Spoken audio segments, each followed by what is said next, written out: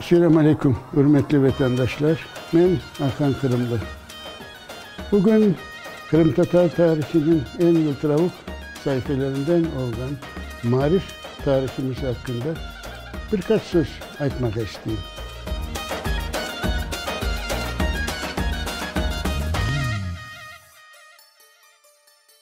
Kırım Tatarlarının Kırım'daki devletçilik tarihini tek Kırım Hanlığı'nın değil de Kırım Hanlığı'nın varisi olganı Altınordu'dan başlatmak gerekmiş. Şunun için Kırım'daki bütün Kırım Tatar Müslüman müesseseleri aslında Altınordu devrinden başlandı. Bu marif sisteması içinde böyledir. Altınordu devrinde Kırım'ın merkezi Eski Kırım, yani o vakitte kullanılan isimle Solhat şehriydi. Solhat şehri tek Kırım'ın değil de bütün Altınordu İmperyası'nın en mühim merkezlerinden, şehirlerinden biri olup sayılır. Solhat şehrinin bugün bizge kalgan birçok mimari eserleri var. Ve bu mimari eserler arasında aman dikkatimizi çeken o yerdeki ne kadar yıkılgan olsa da İncibek Hatun Medresesi'dir. Bu medrese 14. asrının başlarında yapıldığını belli. Lakin Solhat şehrindeki tek marif müessesesi elbette ki bundan ibaret değildi. Solhat'ta İncibek Hatun Medresesi'nden de başka medreseler olduğunu bilemiz.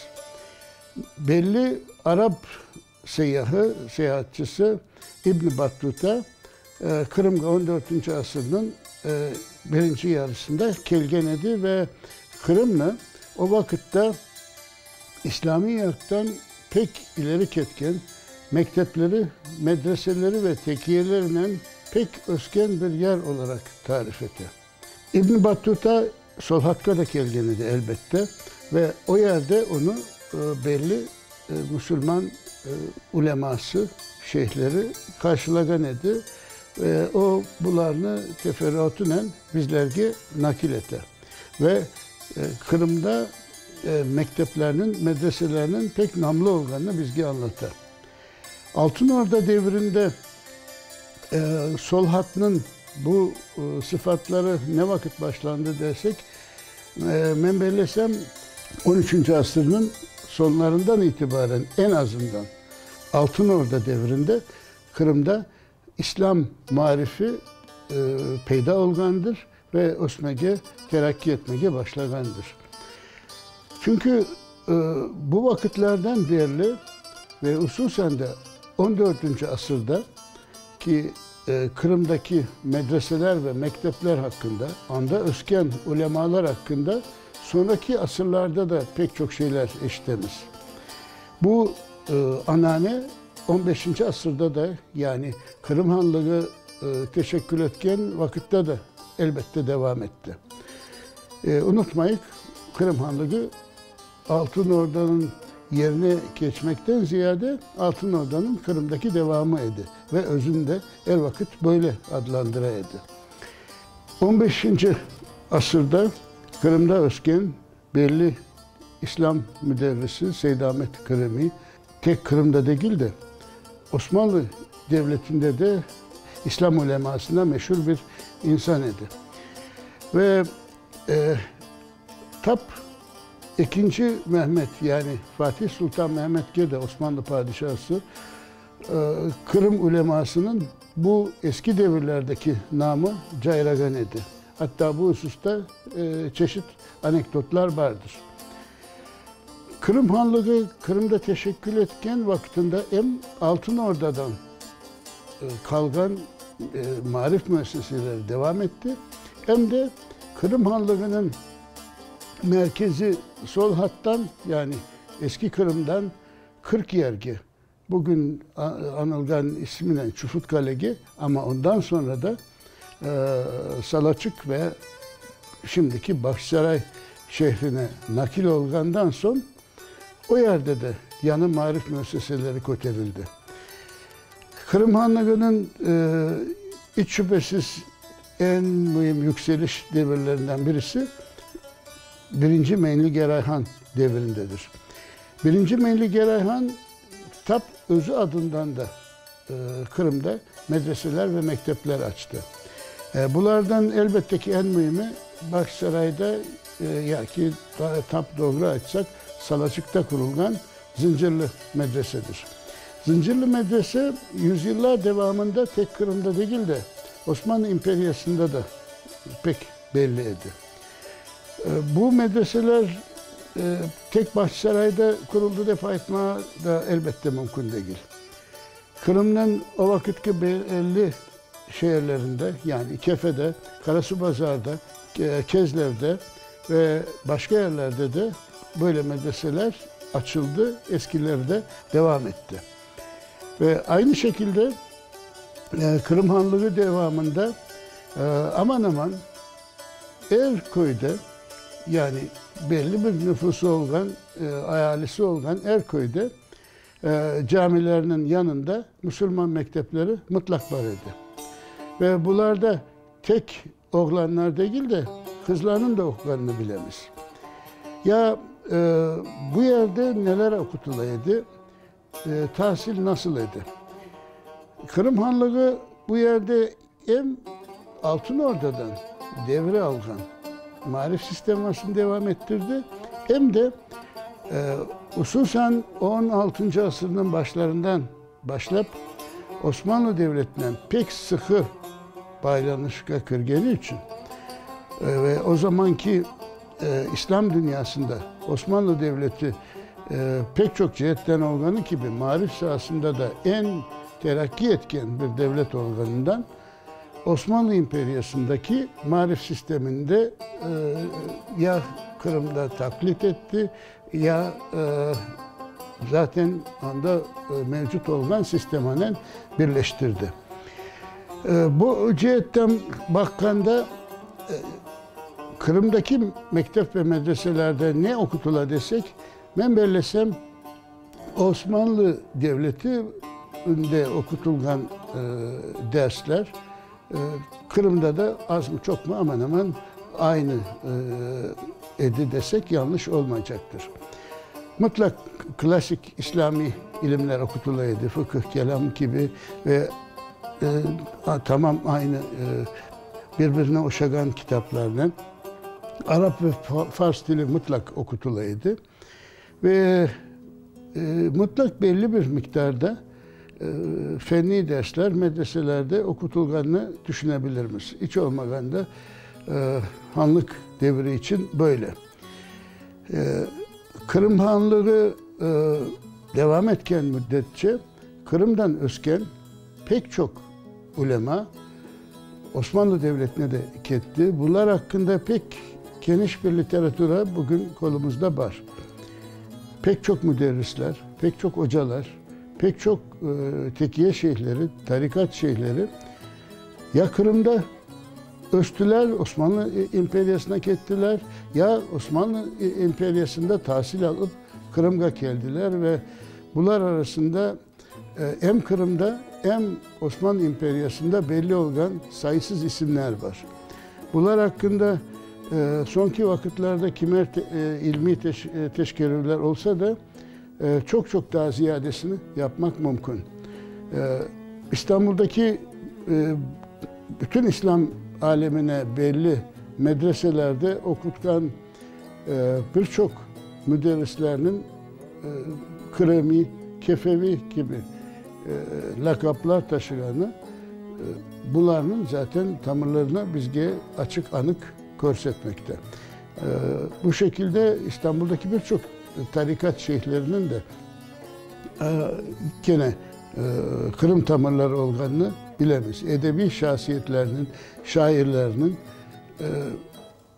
Kırım'dan gelgenini Osmanlı Devleti'ne gene bilemeyiz. Ve Aytkanım gibi Osmanlı Devleti'nden de Kırım'a ketken pek çokları var idi. Yani Osmanlı Devleti ve Kırım arasında birçok sahada olgan gibi marifte de paralel, birbirine paralel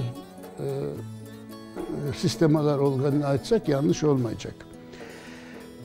Bu Kırım Hanlığı devrinde başlayan ya ki tamırları altın olarak etken İslami marif sisteması Kırım Hanlığı yıkılgan sonra da elbette Rus hakimiyeti aslında pek kıyın vakitler geçse de negizi itibariyle gene de devam etti.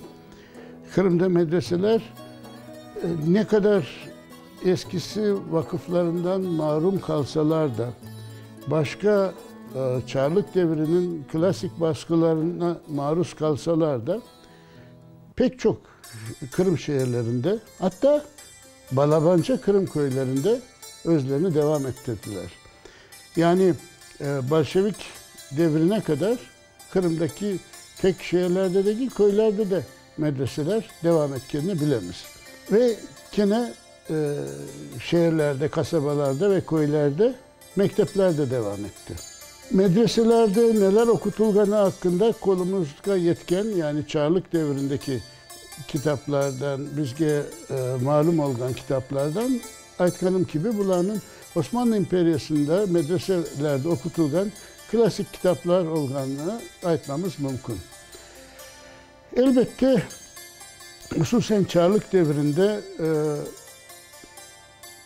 Kırım Tatar medrese ve mekteplerinin keyfiyeti ne kadar düşse de bu Kırım Tatarlarının medeni dünyada, zemanevi dünyada mevcut oğullarına ne kadar yetişmegenini bilsek de gene de bütün bu yetersizliklerine bakmay bir 19. asırın sonlarına daha da sonrasına kadar Kırım'daki klasik mektep ve medrese sistemasının devam ettiğini aytmak mümkün. Elbette bunların yetersizlikleri yani 19. asrının sonuna geldiğinde yetersizlikleri İsmail Bey Gaspralık gibi bütün Türk ve Müslüman alemine belli olan bir ismin bunlarını reform etüğüne ve bambaşka bir dünya açığına bizlerge elbette sebepçi olgandır. İsmail Bey Gaspralı'dan sonraki Kırım Tatar, daha doğrusunu aytsak, umumi Türk, Müslüman marif sisteması elbette ki bambaşka bir mevzudur. Ama ne kadar İsmail Bey Gaspralı bu sistemanı adeta tübü tamırından yapyanı bir alga getirse de Altın Orda'dan başlayıp Kırım Hanlığı'na devam etken belki 5 asırlık marif sisteması da devri itibariyle elbette ki geride kalan bir sistema değildi. Tek 19. asırga kelgende endi yetişmeyedi. Bu başka mesele. İsmail Bey Gaspralı'nın faaliyetlerinin Kırım'da peyda olduğu yani 19. asırın son çeyreğindeki onun yasagan işleri tek Kırım Tatarları için değil de umum Türk hatta umum İslam alemi için son derece mühimdir ve aslında bu halklarının kaderini değiştirdi desek doğru olacaktır. İsmail Bey Gaspralı Kırım'da eskiden kalgan, hanlıktan kalgan lakin pek zayıflayan eski emniyetini coymaya apaçık başlayan ve halkını endi o zaman içinde 19. asır içinde ayakta tutmaya milli bir cemaat olarak ayakta tutmaya yetişmeyecek olan marif sistemasını doğrusu tübü tamırından değiştirdi. İsmail Bey Gaspralı'nın marif sisteması birinci derecede Kırım Tatar halkı hatta umum dünyadaki bütün Türkiye halklar tek Rusya İmperyası'ndaki değil de onun da dışındaki Türkiye halklar itibariyle oku yazını maksimum şekilde cayratmaya, halk arasında en küçüğünden en balabanlarga kadar oku yazını öğretmeye bu oku yazılımı bu şekilde daha ileriki ilimler için, matbuat okulu için, gazete, jurnal okulu için, kitap okulu için, ilim öğrenimi için birinci baskıç olarak takdim etmek cihetinden hayati derecede mühimdi. Çünkü İsmail Gasparalı'nın pek doğru olarak bilgeni korgeni gibi, eğer bu milletler 19. asrının sonunda, 20. asrının başında eğer medeni dünyada yerlerini alacak olsalar, bu gazetesiz, jurnalsız, kitapsız, ilimsiz ve ileri marifsiz bir vakit mümkün olmayacak idi. Yoksa adi kolonyal halklar gibi girip ketecekler idi. Öz dillerini ilmi seviyede de, edebiyat seviyesinde de saklap olamasalar, medeni dünyada onlarga yer olmayacak idi. Ve bunun için de oku yazı, tahsil mutlak milli dilde, öz dillerinde olmak gerekirdi. Ve bu tahsil özleri gibi aynı problemalarını yaşayan başka Türkiye halklarla birlikte mümkün olan en ortak şekilde öğrenilmeli, cayramalı ve bu şekilde bu halklar hem dünyadan hem de birbirlerinden en kıska, en doğru, en açık şekilde haberdar olmalıydılar. İsmail Bey Gasparalı'nın bu reformları olmasa modern, yani zamanevi Kırım Tatar milleti doğrusunu açsak belki bu şekilde olmayacağı pek açıktır. Gerçekten de 20. asırın başlarından başlap peyda olan Kırım Tatar milli inteligensiyası, hatta Rusya İmperyası'ndaki bütün Müslüman Türk inteligensiyası aslında İsmail Bey Gasparalı'nın bu marif ve içtimai reformlarının dosdoğrudan neticesidir. Eğer olmasa pek açık aytlayık, Çelebi Cihanlarımız, Cafer Seyyid Ahmetlerimiz, Ablakim İlmelerimiz, Ahmet Özenbaşlarımız, Seyit Celil Hattatlarımız, sayısız milli siyasetçilerimiz, edebiyatçılarımız ve umumen milli inteligensiyamız olmayacak idi. Ve bu insanlarımız unutmayık, hepsinden o güne öz dillerinde tahsil gördüler, öz dillerini her şeyden yakşı bildiler ve bunun yanı sıra başka dillerini, şu cümleden Rus dilini de bilip, Fransız dilini de bilip, Osmanlı Türkçesini de bilip ölçtüler ve onların izinden de daha sonraki devirlerde yetişken, özken inteligensiyamız peyda oldu. Bu millet, Kırım Tatar milleti 20. asırda inanılmayacak facialarını yaşasa da, Çarlık devrinde de, hususen Sovyet devrinde de, hatta Sovyet devrinden sonra da binbir türlü kıyınlıklar, hatta felaketler yaşasa da, bunların içinden sağ çıkanı böylesine sağlam bir inteligensiya, milli ziyalılar sınıfına er vakıf sahip olganı sayesindedir. Ve bu sınıflar bütün bir milletin kahramanlığının, çıdamlığının temininde birinci derecede rol oynagandır.